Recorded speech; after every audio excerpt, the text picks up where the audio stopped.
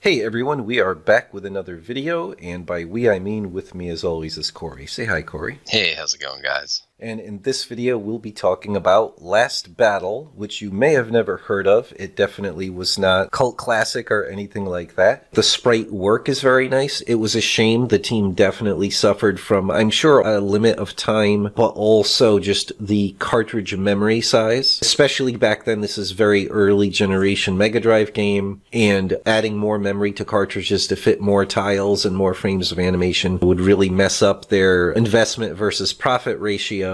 So they kept it as slim as possible, and this game really suffers. You've got these nice big sprites that are well drawn, but very stiffly animated and very few frames. And then the biggest problem, the way this suffers the most visually, is the backgrounds. Right. Like really monochromatic, really low contrast, and look at this is 2 layers of scrolling. Those buildings are obviously supposed to be quite a bit back in the distance in a dark night atmosphere or sky, and it's just the same exact colors being used, same level of contrast as the foreground, and that really flattens this out. Anyway, if you guys don't know, Corey and I are both professional pixel artists, and we're working on our own retro-style games, and one of them was actually influenced by the gameplay of Black Belt, but luckily not the gameplay of Last Blade, because even back in the day when I rented this when we first got our Genesis, I was very disappointed. Replaying it again definitely did not give me a better feeling about it. I don't know if you had the same experience. Yeah, it falls flat. My own history regarding this game is I didn't know about it at all. It wasn't on my radar when I was young, so. Right. But it doesn't hold up in many ways. There is something I like about the overall sort of game design structure to it. This idea of like, hey, you're traveling around this little world, right, but they pretty much fail the execution of everything in this game. The one big problem is the gameplay. Yeah. And it's clear what they relied on for this game to make money in Japan was the license of Fist of the North Star, the popularity of the manga and anime, and the gore factor. During my service in the United States Congress, I took the initiative in creating the internet. Yes. I'm sure this predates things like Mortal Kombat, and the manga is legendary for people exploding after getting punched in pressure points and stuff like that. And it was the same thing. One of the things they removed when they converted Black Belt for the Sega Master System, they didn't just change the characters and stuff, they got rid of all of the blood. But at least on the Master System, they kept the exploding characters, which was a cool effect, and it was a really efficient use of the Master System sprites. Every character was made out of 8 pixel by 8 pixel sprites, so you literally just dismantle it into the 8 pixel sprite segments and send those flying. That's the embarrassing thing. They didn't have the cool effect of at least the characters exploding into pieces. Like, they literally just programmed them to go flying off the screen at high speeds, which is incredibly ungratifying. Now, it could have been gratifying if they slammed into each other and big dust clouds got kicked up and they slammed into walls. But no, they become immaterial and fly off the screen. It's just not gratifying. Whereas if you look at the people that are fans of the manga and anime, they want to see the exploding heads and all the blood all over the place. Yeah. And they were able to do that in Japan. Yeah, that sound effect is just so wimpy and you know, like low key, like there's no satisfaction. There's those perspective crates that you love too. Oh yeah. I should let me go back to that. That just drove me nuts. It's fine if you want to do the perspective like this on a crate. If there's never going to be 2 crates side by side, it's fine. I wish they had cast the top part of it into shadow as it receded. That would have looked much better. Mm-hmm. But maybe the artist wasn't talking to the level designer.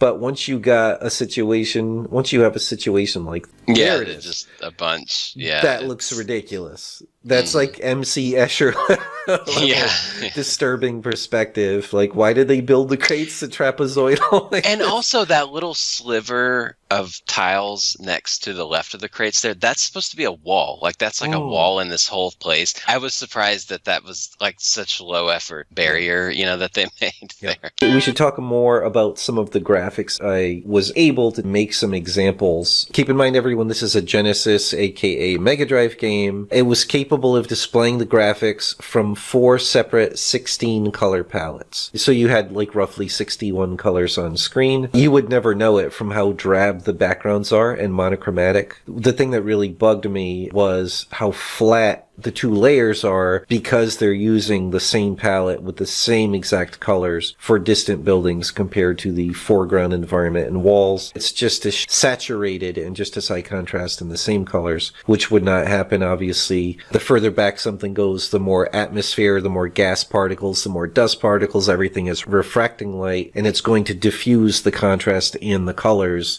I just made all these quick mock-ups of what the Mega Drive was perfectly capable of displaying and what they could have done. It would not have taken any additional time or memory if back then this art team had this kind of stuff in mind.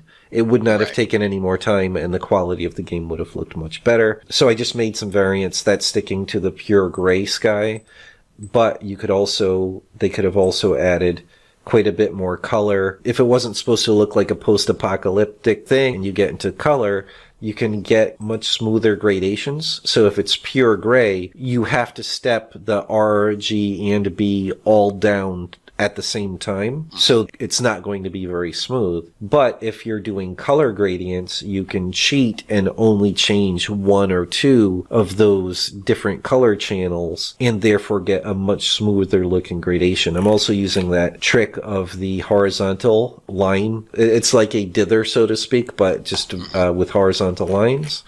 And that would also help it look a little smoother, especially back in the day on TVs and CRT monitors. You can get so much done visually on the screen with even one 16-color palette. And to have 4, you really can go a long way. And I have some screenshots, actually, of some later generation Mega Drive games just to see how beautifully, how colorful. Like, this is very late generation games. By this time, the Super Nintendo was out, and the artists that worked on Mega Drive games had a lot more experience. And now the bar was raised. The Super Nintendo could display far more colors on screen from a drastically bigger color palette. And this is one of the pinnacle visual games on the Mega Drive, Gunstar Heroes. And they learned to separate some of those color palettes so that you had really unique custom colors in the far background that were typically more muted, more lower contrast, and just allowed the foreground and the sprites, the moving things, the players, really pop off, and it just looks so fantastic. Another great example is one of the kind of hidden gems on the Mega Drive, which is Ristar,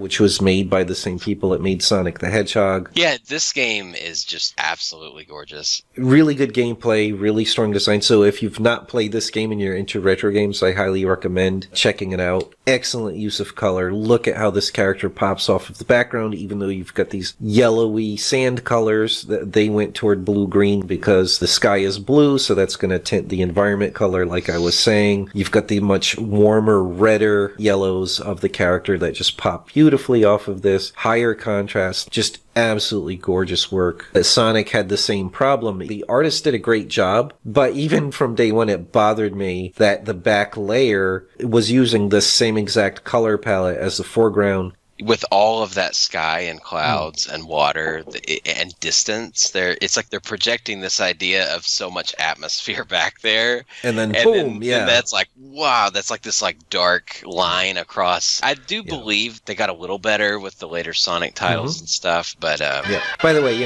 I'm sure we seem like we're really crapping on this poor game, but keep in mind, every game, if the team had more time, more experience, and more memory to spend back then, they could have done a drastically better looking game, and I'm sure playing game. Yeah, in fact, this is definitely this last one you made here. That's the winner. It sells the idea of the apocalyptic landscape. Yeah, exactly. But it has enough extra color injected that feels right, I think. Yeah. This here uses one of the 16 color palettes and has all of that atmospheric effect built in. And then, the other point I wanted to make with this image, so this is now talking about the sprites themselves. What I would have have done and would recommend doing in the case of most Genesis games is to use one of the 16 color palettes for the back layer in general, and then use another one of the 16 color palettes for most of the foreground environment. So that's tons of colors to go around to make the environment really nicely detailed and have different higher contrast colors than the far background, but also mostly different colors from the characters and explosions and stuff like that. So that leaves you two 16 color palettes where you can get a lot done with this, and that's what this is showing. So here's the original character with a very slight color tweak I'll talk about in a second, but you could see they wanted this palette for the player character, the 16 color palette, but there were still plenty of colors left over. You could see this explosion here comes from the same 16 colors, and you could see, let's get back to this layer here. This is the original palette. The one thing I changed is I changed the grays to no longer be like pure gray anymore. It steps from warmer on the higher colors, medium gray for the medium, or actually pure gray, and then it gets bluer as it gets darker. And it's just a much more natural gradation of gray under normal outdoor lighting and stuff like that, especially in sunlight. But the point is, you could have the player, you can have explosions, you could have blood, all out of this one palette. You obviously can make a lot of different enemy designs. You could have gold enemies, gray enemies, and all that stuff. But there's still two color indexes left over that you could just change on the fly. Like whenever you want a new enemy to walk on screen that has new colors to keep things interesting. And that's for just one of the 16 color palettes. So you could do the same thing for the other 16 color palette to have, characters with different skin tones. You're replacing the grays with a range of blues for things like lightning, any kind of wind or water or ice or anything like that. So now you have another two colors that aren't used. So you have four colors that you can keep changing on the fly. And obviously enemies aren't always on the screen like the player is. So this entire second palette you could keep changing on the fly when you're introducing new enemies and stuff like that. So you have huge range of color, huge flexibility of color, only using two of the 16 color palettes. And then you have a whole 16 color palette for the far background and the other 16 color palette, all unique for the foreground environment art. But it gets even better than that. I didn't make something to show this, but when you have this environment, keep in mind each background layer, every 8x8 pixel tile can choose to display itself using any of those four 16 color palettes. So the actual foreground environment, if at some point you want to use some of the colors like the grays or the browns from the player, you can do that. You just, within an 8x8 tile there, you just switch over to that palette. So the foreground could look incredibly lush and high contrast, but because you're using most of the time its own entirely unique 16 color palette, it's going to really separate well from the sprites and from the back layer. But anyway, so I think there was one other, so here's a city, same problem.